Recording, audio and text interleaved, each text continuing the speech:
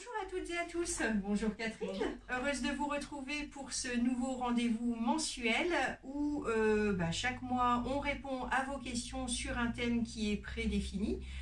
Aujourd'hui on a rendez-vous avec vous pour parler du tartre et de la santé bucco-dentaire de votre chien ou de votre chat. Une fois encore on tenait à vous remercier car vous avez été nombreux à nous envoyer vos questions. Des questions qu'on a pu étudier pour y répondre aujourd'hui très précisément, tout du point le Dr Stock surtout. Donc première question, Catherine, qui est revenue effectivement en grande partie de la part de nos fidèles internautes, c'est est-ce que c'est risqué de faire détartrer son animal? Non, le détartrage n'est pas risqué. La chirurgie en elle-même ne présente aucun danger. Par contre, le détartrage nécessite une anesthésie générale chez nos animaux. Et là, il y a un petit risque inhérent à chaque anesthésie. Toutefois, il faut savoir que les animaux à la clinique sont anesthésiés avec un protocole qui leur est adapté en fonction de leur âge et éventuellement en fonction des pathologies qu'ils présentent. On enchaîne avec une question de Michael qui voudrait savoir si effectivement c'est plus risqué de faire détartrer son animal ou si c'est plus risqué de ne rien faire du tout.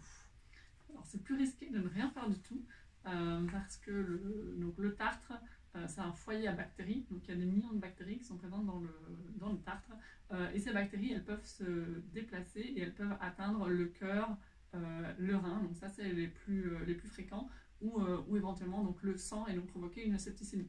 Elles peuvent également, plus localement, provoquer des abcès dentaires. Donc c'est pour éviter toutes ces pathologies et ces complications qu'il est vraiment préconisé de détartrer les dents de nos animaux. Le détartrage va-t-il favoriser la perte des dents une fois que celui-ci aura été fait? Alors, pas du tout, au contraire. Donc grâce au détartrage, l'animal va pouvoir garder ses dents. Donc le tartre, en fait, il ronge la gencive, il détruit les ligaments qui attachent la dent à l'os. Et c'est à cause du tartre et de la maladie parodontale que les dents tombent, se déchaussent et tombent. Le détartrage empêche ça. Par contre, si le détartrage est fait tardivement, alors là, effectivement, la maladie parodontale est suffisamment avancée pour avoir déjà rongé la gencive et ou détruit les moyens d'attache de la dent à l'os, et là, on est obligé de les extraire. Petite question de Sophie. Est-ce qu'un détartrage dans la vie de mon animal est suffisant ou est-ce qu'il va falloir en prévoir plusieurs en fonction de son mode de vie, de la race, de choses comme ça, ou des petits chats d'ailleurs? Alors, pour les chiens, ça dépend beaucoup de la taille des chiens. Les petits chiens, en général, ont besoin de plusieurs détartrages au cours de leur vie, et les grands chiens, en moyenne, un détartrage suffit. Pour les chats, c'est plus variable. En moyenne, c'est 1 à 2 détartrages sur la vie d'un chat. Certains chats en ont besoin de plus. La fréquence des détartrages, elle dépend de l'alimentation des animaux, elle dépend donc de leur taille, elle dépend de la génétique.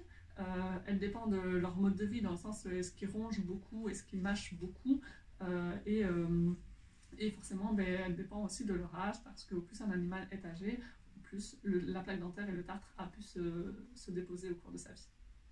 Est-ce que le détartrage peut aussi résoudre les problèmes de mauvaise haleine chez nos compagnons à 4 pattes, Catherine? Oui, tout à fait. C'est le tartre qui est responsable de la mauvaise haleine dans la bouche de nos animaux. Pardon. Donc une fois que le tartre est retiré, il retrouve une haleine qui est normale, je peux dire que ça sent bon, mais une haleine normale. Par contre, c'est transitoire, l'efficacité du détartrage n'est pas permanente, et l'efficacité va varier d'un individu à l'autre, mais tant que le tartre n'est pas réapparu, votre animal sentira de nouveau bon de la gueule. Est-ce qu'une fois que le détartrage est fait, quels sont les conseils qu'on peut donner pour éviter que le tartre réapparaisse?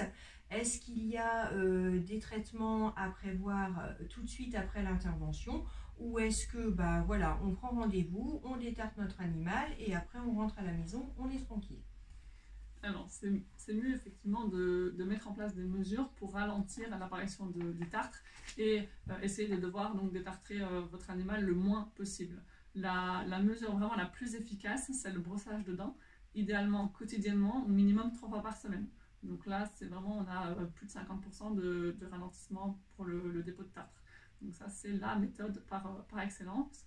Les autres méthodes, ça va être avoir le recours à des croquettes spéciales ou avoir recours à des lamelles qui vont mâcher donc, avec leur effet abrasif et qui vont contenir des complexes enzymatiques qui vont aider à détruire la plaque dentaire.